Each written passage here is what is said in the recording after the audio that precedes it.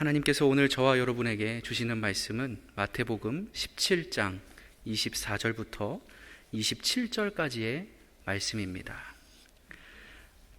신약성경 마태복음 17장 24절부터 27절까지의 말씀을 세번역 성경으로 저와 여러분이 합독하시겠습니다. 이것은 하나님의 말씀입니다. 그들이 가버나움에 이르렀을 때에 성전세를 거두어 드리는 사람들이 베드로에게 다가와서 물었다. 여러분의 선생은 성전세를 바치지 않습니까? 베드로가 대답하였다. 바칩니다. 베드로가 집에 들어가니 예수께서 먼저 말씀을 꺼내셨다. 시몬아, 너의 생각은 어떠냐? 세상 임금들이 관세나 주민세를 누구한테서 받아들이느냐? 자기 자녀한테서냐? 아니면 남들한테서냐? 베드로가 대답하였다. 남들한테서입니다. 예수께서 다시 그에게 말씀하셨다. 그러면 자녀들은 면제받는다. 그러나 우리가 그들을 걸려 넘어지지 않도록 해야 하니 네가 바다로 가서 낚시를 던져 맨 먼저 올라오는 고기를 잡아서 그 입을 벌려 보아라. 그러면 은전 한 잎이 그 속에 있을 것이다. 그것을 가져다가 나와 너의 몫으로 그들에게 내어라. 아멘. 어느 날 성전세를 걷는 세리들이 베드로를 찾아와 이렇게 질문합니다. 당신네 선생은 이 성전세라는 세금을 냅니까? 안 냅니까? 이 당시 성전세는 모든 유대인들이 1년에 한 번씩 꼭 납부해야 하는 세금이었는데요. 성전세라는 이름 그대로 이 성전을 위해서 쓰이는 명목의 세금이었습니다. 아마 모르긴 몰라도 아직 세금을 안 냈으니까 이 사람들이 이렇게 찾아와서 따져 물었겠죠. 베드로가 이렇게 대답합니다. 우리 선생님은 세금 냅니다. 그리고 베드로가 이제 예수님께서 계시는 집 안으로 들어가자 마치 다 알고 계신다는 듯이 예수님께서 베드로에게 이렇게 질문을 하십니다. 베드로야, 너의 생각은 어떠냐? 세상의 임금들이 세금을 거둘 때 누구한테서 걷느냐? 자기 아들, 딸에게서 걷느냐? 베드로가 대답하죠. 아니, 무슨 왕자가 공주가 세금을 냅니까? 세금은 백성들이 내는 것이죠. 그러자 예수님께서 뭐라고 답변하십니까? 그러니까 내 말이 그 말이야. 야, 성전세를 지금 나한테 내라는데 성전의 주인이 하나님이시고 나는 그 아들인데 이것들 지금 뭐 하는 거냐? 라고 하시지 않았습니다. 대신 이렇게 말씀하시죠. 그래 베드로야, 너의 말이 참 맞다. 하지만 지금 저 세리들은, 그리고 이 세상 사람들은 아직 내가 그런 존재라는 것을 전혀 모르고 있지 않느냐. 그러니까 우리가 저들이 실족하지 않게 하기 위해서, 넘어뜨리지 않게 하기 위해서 그냥 이 세금을 일단은 내자꾸나 라고 말씀하시죠. 여러분 앞에 놓여져 있는 그 신약 성경은요, 복음서 4권으로 시작이 됩니다. 각각 저자의 이름을 따서 마태복음, 마가복음, 누가복음, 요한복음이라고 저희가 부르죠. 그런데 이 4권 중에서 시기상 가장 먼저 쓰여진 것으로 보이는 책은 두 번째로 나와 있는 책인 마가복음입니다. 마가가 쓴 마가복음이죠. 그리고 이렇게 먼저 출판된 마가복음을 주요 기초 자료로 삼고서 마태와 누가가 자신들의 복음서를 나중에 추가로 기록하게 된 것인데요. 그래서 이 마태, 마가, 누가복음에는 서로 교집합처럼 겹쳐지는 내용들이 아주 많이 있습니다. 그래서 이 세 복음서를 가리켜서 공통된 관점을 가지고 있다라고 해서 공관복음이라고 부르기도 합니다. 오늘 마태복음에서도요, 이런 공관복음의 흔적을 아주 또렷하게 찾아볼 수 있는데요. 마태는 14장 1절부터 18장 14절까지, 그러니까 14, 15, 16, 17, 18, 한 5장 정도에 되는 아주 긴 분량을 가만히 살펴보면요, 마태가 마가복음의 그 내용을 거의 컨트롤 C, 컨트롤 V라 그러죠. 그냥 복사해서 그대로 붙여넣기 했다고 봐도 과언이 아닐 만큼 그 내용은 물론 글의 순서까지도 거의 그대로 따라서 마태가 기록을 해 놓았습니다. 표를 보시면 좀 이해가 되실 텐데요. 첫 번째 세례 요한의 죽음 이야기부터 마지막 맨 밑에 천국에서 큰 사람 이야기까지, 물론 쓴 사람이 다르니까 세부적인 묘사나 표현법 이런 것들은 조금 다를 수 있을지 모르겠지만 각 이야기의 주제나 그 순서가 마태복음이나 마가복음이나 쌍둥이처럼 똑같습니다. 그런데 마가복음이 먼저 쓰였으니까 상식적으로 마태가 지금 마가복음을 따라가고 있구나, 따라서 적었구나 라고 저희가 이해할 수 있는 것이죠. 예외가 되는 본문은 딱 3군데입니다. 첫 번째로는 많은 사람을 고치셨다는 내용, 두 번째로는 맹인을 고치셨다는 내용, 그리고 성전세를, 오늘 본문 말씀이죠, 내셨다는 내용. 이 3개는 서로 겹치지 않습니다. 그런데 차이점이 좀 있습니다. 앞에 두 내용을 보면요, 병자를, 환자를 고치시는 치유 사역은 예수님의 이 땅에서의 사역들 가운데 가장 빈번하고 가장 많이 발생한, 그래서 아주 그냥 어떻게 보면 일반적인, 그렇다고 해서 중요도가 떨어지는 것은 아닙니다만 아주 일반적인 사역에 해당합니다. 결론적으로 결국 특별한 이야기로 볼 수 있는 것은 딱 하나 남는 거죠. 오늘 본문인 성전세 이야기가 되는 겁니다. 즉 마가복음의 내용과 흐름을 너무나도 충실하게 따라서 자신의 복음서를 적어가던 마태가 유독 이 마태복음 17장 24절부터 27절까지에서는 마가복음에 기록되어 있지 않은, 그리고 누가복음이나 요한복음에서도 전혀 찾아볼 수 없는 오직 마태 자신만의 아주 독특한 에피소드를 특별하게 이 지점에 삽입해 두었다라는 것입니다. 왜 마태는 혼자서만 유독 이 성전세 납부 이야기를 기록해 놓은 것일까요? 한번 상상을 저희가 해보죠. 지금 마태가 책상에 앉아서 열심히 마태복음을 막 집필을 하고 있는 겁니다. 여러분, 모든 글에는 그 글을 쓰는 저자가 있고 그 글을 읽는 독자가 있죠. 저자와 독자가 있습니다. 그러면 마태복음을 쓴 저자인 마태가 고려했던 마태복음의 예상 독자들도 분명히 존재했겠죠. 마태의 머릿속에. 그 사람들이 과연 누구였을까요? 이 마태복음의 독자들이 누구였을까요? 마태가 2021년 김포에 살고 있는 저와 여러분을 상상하면서 이 마태복음을 썼을 리는 없습니다. 물론 하나님께서 이 성령으로 감동된, 그래서 기록된 이 말씀을 오늘날 우리에게까지 운반해 주셨기 때문에 우리가 이 글을 읽고 있는 것이기는 하지만 2000년 전 마태는 저와 여러분의 존재를 당연히 상상할 수 없었다라는 것입니다.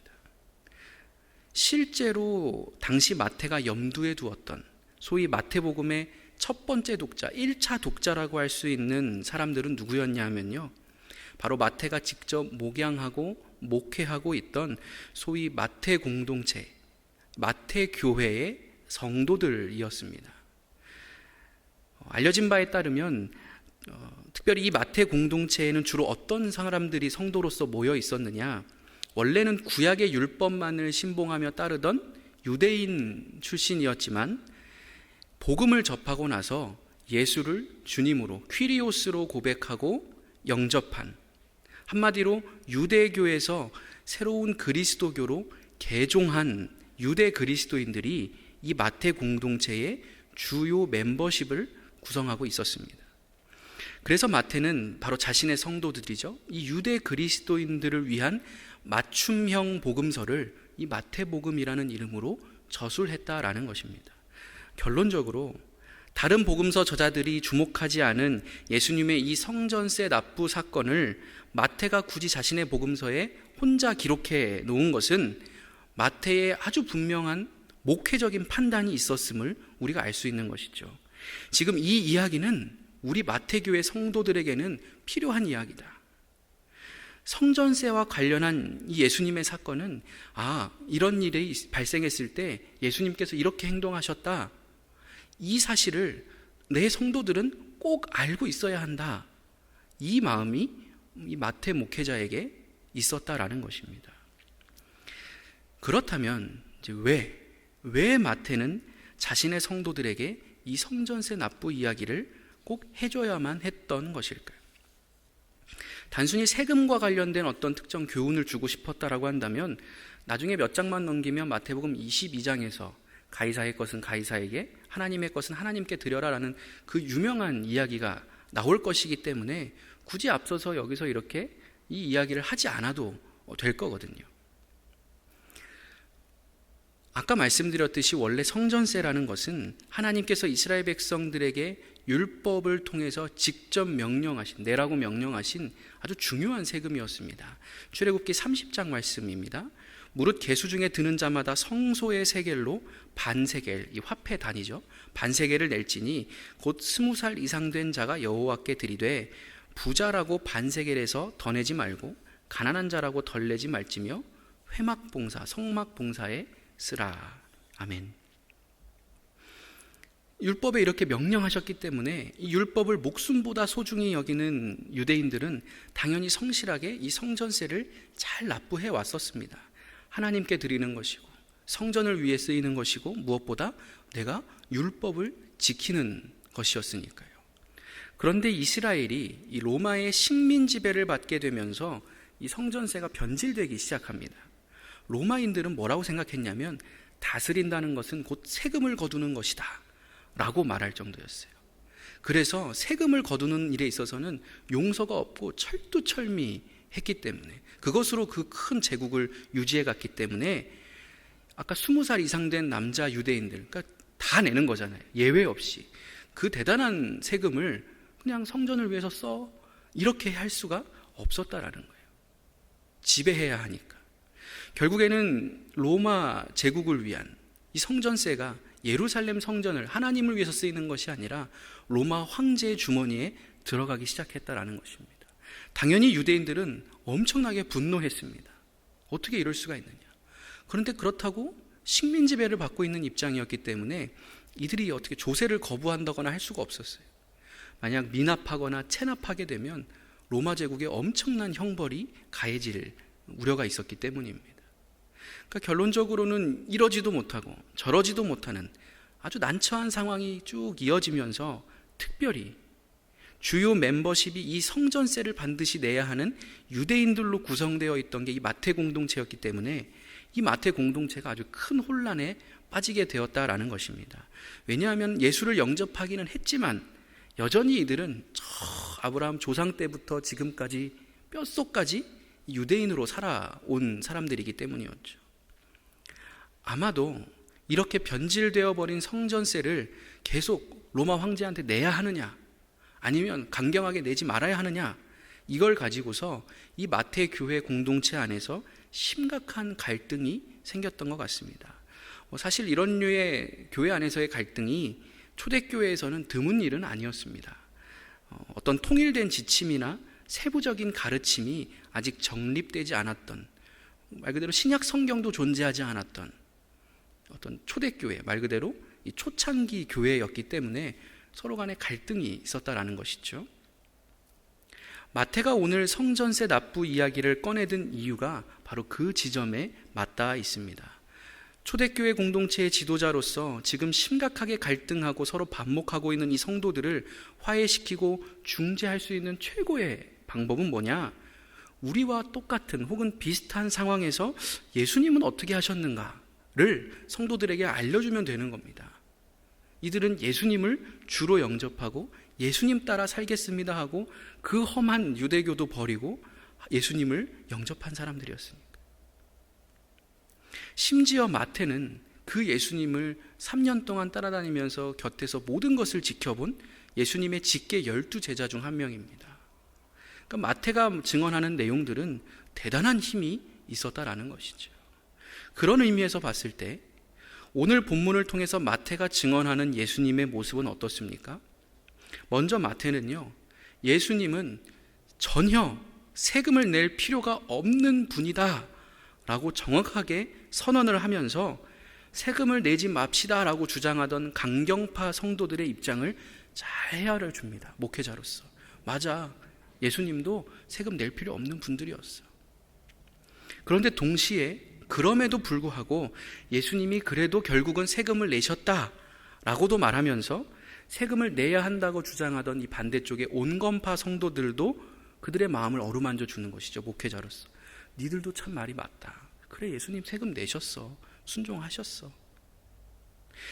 하지만 마태가 가리키는 예수님의 진짜 핵심 메시지는 이 두 가지에 있지 않았습니다. 그 다음에 나타나는 말씀에 있는 것이죠. 27절 말씀을 한 번 더 저와 여러분이 읽겠습니다. 그러나 우리가 그들이 실족하지 않게 하기 위하여 네가 바다에 가서 낚시를 던져 먼저 오르는 고기를 가져 입을 열면 돈 한 세겔을 얻을 것이니 가져다가 나와 너를 위하여 주라 하시니라. 아멘. 오늘 이 이야기에서 예수님이 지금 예수님의 머릿속에 가득한 예수님의 최고 관심사는 세금을 내냐 마느냐가 아니라 그 일련의 과정들 가운데 혹시 누군가가 예수님 당신 때문에 실족하게 되는 것은 아닌지 여기에 지금 예수님께서 관심하셨다라는 것입니다. 그래서 오늘 본문을 보면 세리들은 베드로를 찾아와서 왜 예수님 성전세 안 내시냐라고 따지면서 예수님 한 명 몫인 반세겔을 청구하는데 오히려 예수님께서는 어떻게 하십니까? 본인 몫은 물론이고 아예 베드로 것까지 합해서 두 명 몫 0.5 더하기 0.5 한 세겔을 세리들의 손에 넉넉히 쥐어서 돌려보내시는 것이죠. 힘겹게 찾아왔을 텐데 그 세리들이 빈손으로 돌아가게 되면 상처받지 않겠냐. 그리고 이런 일이 있었다라는 소문이 금방 삽시간에 가버나움 전체에 퍼질 텐데 그러면 지금도 열심히 세금을 납부하고 있는 다른 일반 사람들이 혹시 실족하게 되지 않겠냐, 우리 때문에.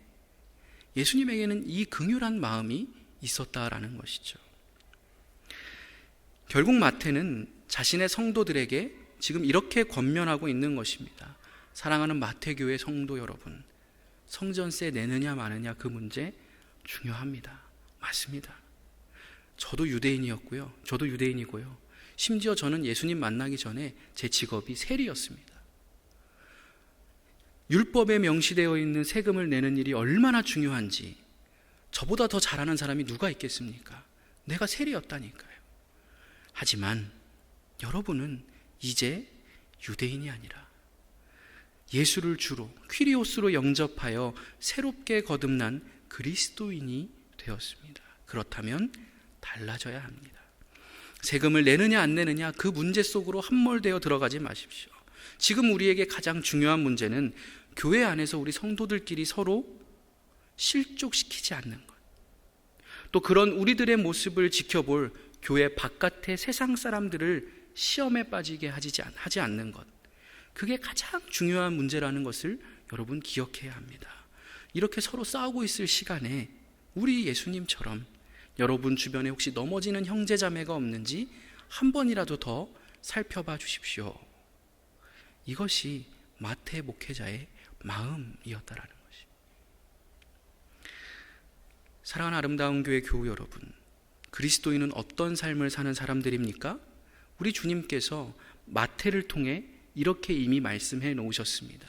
좁은 문으로 들어가라. 멸망으로 인도하는 문은 크고 그 길이 넓어 그리로 들어가는 자가 많고 생명으로 인도하는 문은 좁고 길이 협착하여 찾는 자가 적다. 아멘.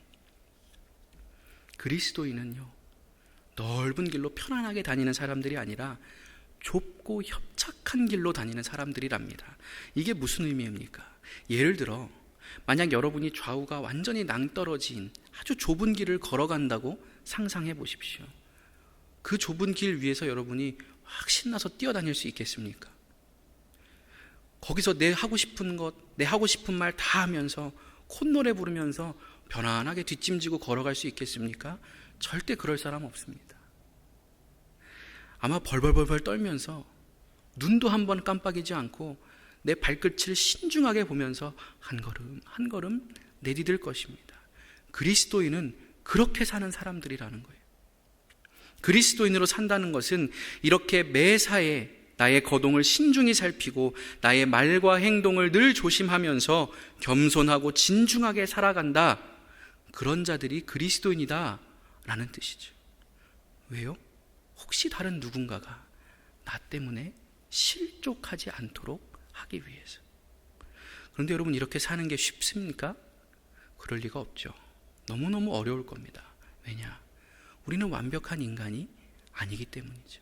그리고 무엇보다도 내가 내 주변 사람들의 속사정을 일일이 다 꿰뚫고 있을 수는 없기 때문입니다.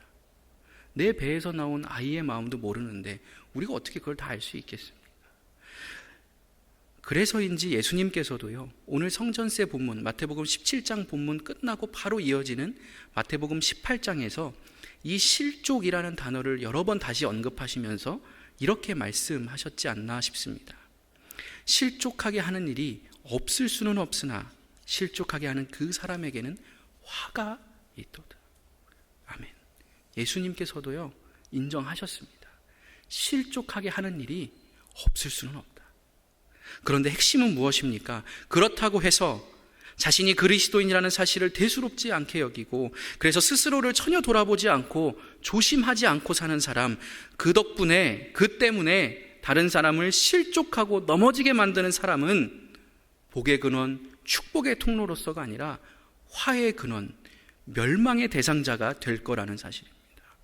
실족하게 하는 사람에게는 반드시 화가 있도다. 제 말이 아니라 예수님의 말씀입니다. 며칠 전 어느 뉴스 기사를 제가 접했습니다.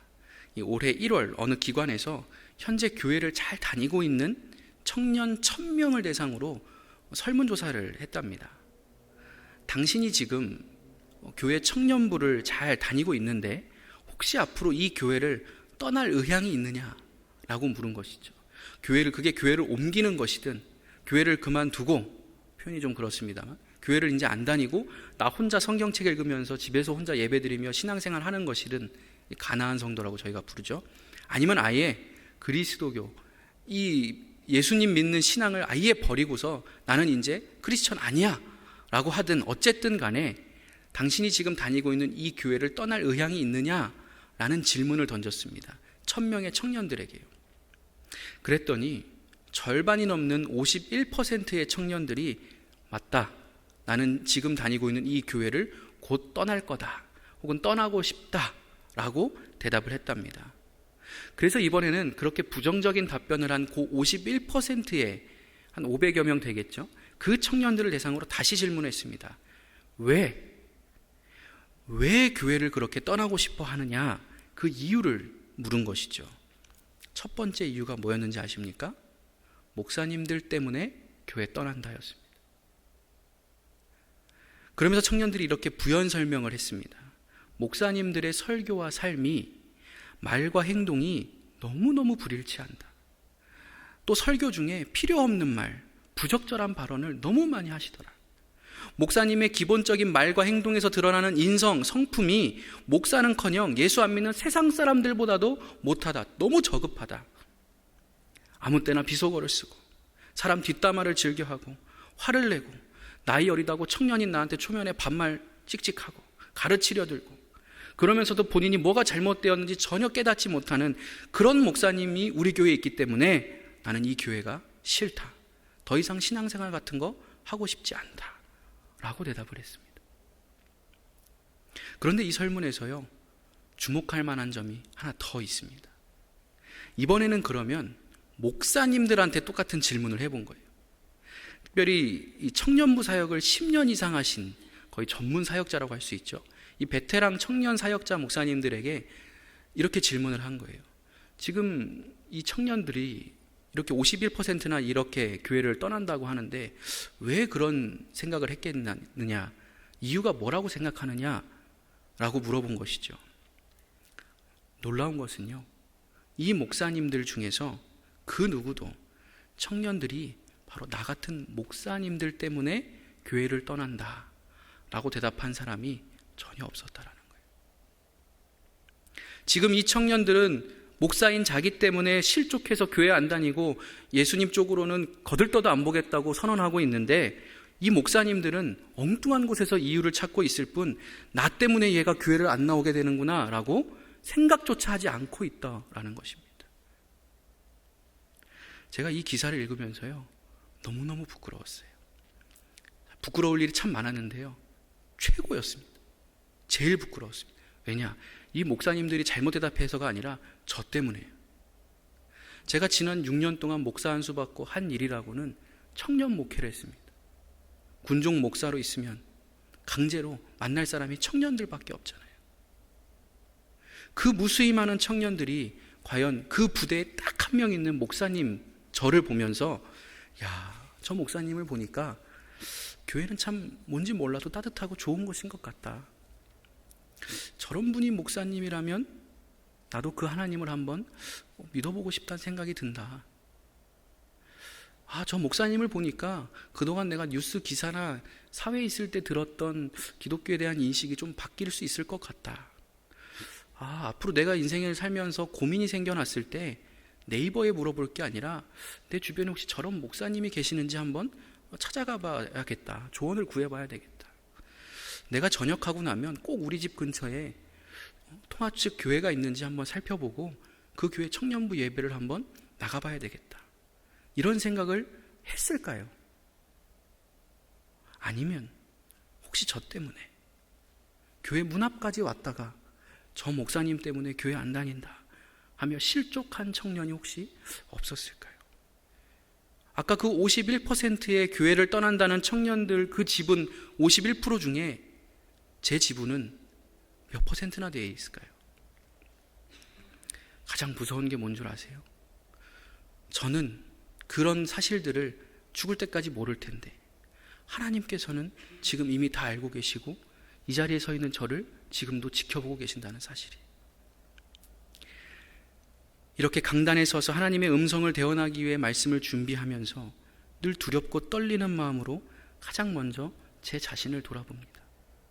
목사 본인은 선포한 대로 살지 않으면서 성도들을 내가 선포하는 대로 살아라고 말했던 그 거짓 목회자들이 사실상 오늘의 한국교회를 회칠한 무덤으로 만들어버린 흉악범들 아니겠습니까? 과연 내가 전하는, 내가 읽은 이 말씀대로 목사인 나부터 살고 있는가? 내가 선포한 대로 나는 앞으로 그렇게 살 수 있는가? 내가 누군가를 실족하게 만든 일은 없는가? 목사인 나의 가벼운 언행 때문에, 작은 습관 하나 때문에, 나의 고집과 편견, 무관심과 무지함 때문에 혹시 나의 의도와는 전혀 상관없었지만 누군가에게 나도 모르게 상처를 주고 하나님을 멀리하게 하고 교회를 떠나게 만든 일은 없었는가?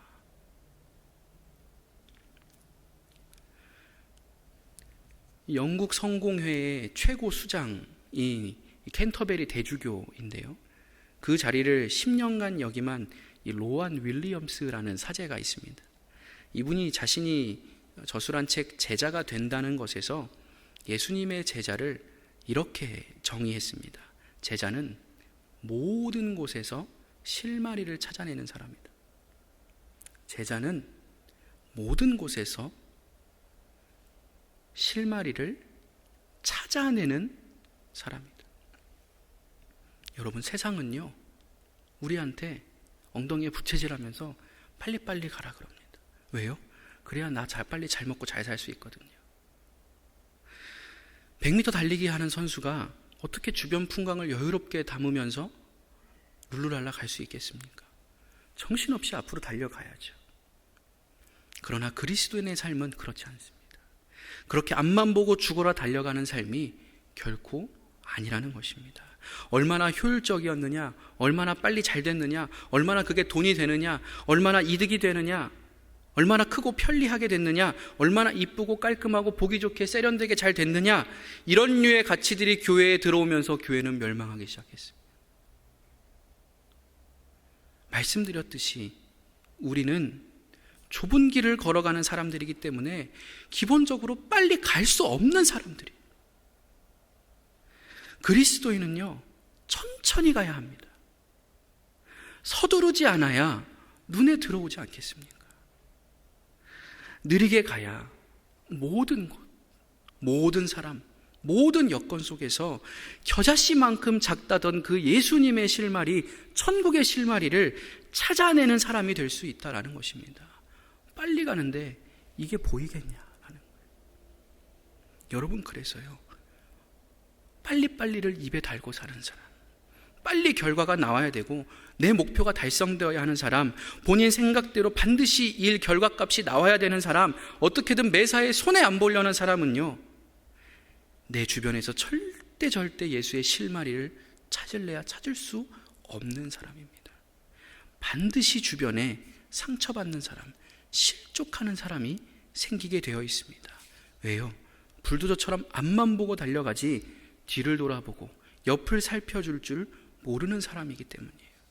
지금 내 뒤에 따라오는 사람의 컨디션이 오늘 어떤지, 혹시 이전에 무슨 안 좋은 일은 없었는지, 지금 일할 수 있는 상태인지 푹 쉬어야 하는 상태인지, 일하는 스타일이나 업무 유형이 내 방식과 잘 맞는지, 이런 것들을 신경 써줄 겨를이 없는 거예요. 혹은 알고도 그냥 모른 척 무시하고 넘어가 버리는, 화의 근원이 되는 사람이에요. 실족하게 만드는 사람이에요. 그런 의미에서요, 오늘 여러분에게 꼭 권면합니다. 부디 다음 한 주는요, 최대한 느리게 그리고 불편하게 좀 살아보시면 어떨까요? 그럴 수 있어. 그럴 수 있어. 여러분 스스로를 한번 돌아보십시오. 만약 가정에서든 직장에서든 교회든 뭐 어디든 간에 뭔가 나는 되게 익숙하고 편하고 내 목소리가 반영이 바로바로 되고 불편함이 없는 그런 무난한 환경 속에서 내가 지금 지내고 있는 것 같다라고 한다면, 혹시 여러분은 여러분도 모르게 지금 다른 누군가를 실족시키고 있는 중일지도 모른다라는 사실이에요. 누군가의 불편함 위에 여러분의 편함이 쌓여졌기 때문이에요. 누군가의 피눈물을 여러분의 양식으로 삼았기 때문이에요. 누군가의 한숨이 여러분의 만족감과 배부름으로 치환되었기 때문이라는 걸 절대 간과해서는 안 돼요. 여러분 모두 그리스도인이시지 않습니까? 그러니까 지금 여기 앉아 계시잖아요.